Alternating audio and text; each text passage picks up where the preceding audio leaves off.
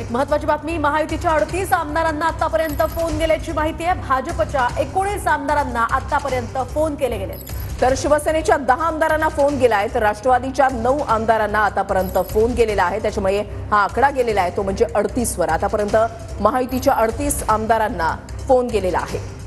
तर यामध्ये भाजपच्या 19 आमदारांना आतापर्यंत फोन केल्याची माहिती आहे। महायुतीचे 38 आमदार आज मंत्रिपदाची शपथ घेणार हे चित्र स्पष्ट आहे। राष्ट्रवादीच्या 9 आमदारांना फोन गेलेला आहे।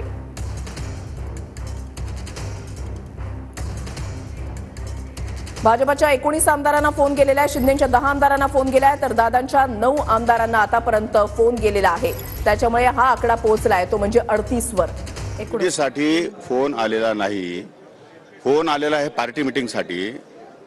राष्ट्रवादी काँग्रेस पक्षाचे अध्यक्ष सन्माननीय तटकरे साहेब यांनी मला फोन करून सांगितलं की आपण 1 वाजता राष्ट्रवादी काँग्रेस पक्षाच्या आमदारांचा सत्कार आहे, आपण या सत्कारासाठी हजर राहावं असं त्यांनी आम्हाला आदेश केला आहे। त्यामुळे आम्ही सर्वजण आमदार या ठिकाणी आजच्या ह्या कार्यक्रमासाठी या ठिकाणी आलेलो आहोत आणि शपथविधीचा जो कार्यक्रम होणार आहे त्याची यादी दादा स्वतः या ठिकाणी डिक्लेअर करणार आहे किंवा स्वतः या ठिकाणी कळवणार आहे।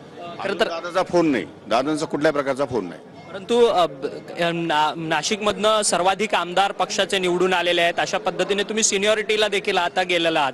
मग तुमची इच्छा आहे का दादांकडनं तुमचं मंत्रिपदाच्या संदर्भात काही सुतोवाच करणार?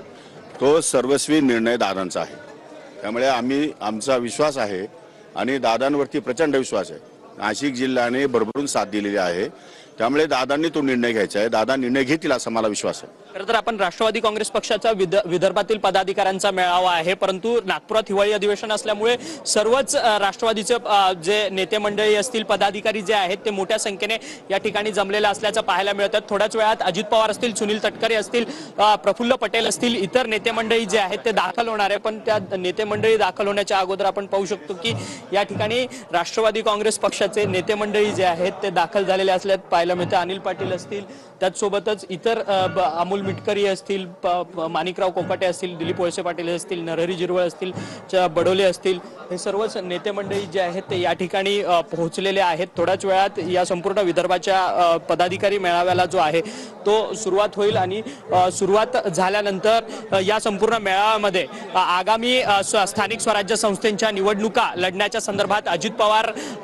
विदर्भातील पदाधिकाऱ्यांना काही सूचना देणार आहेत का हे देखील पाहणं तितकंच महत्त्वाचं ठरणार आहे। परंतु मंत्रिमंडळाचा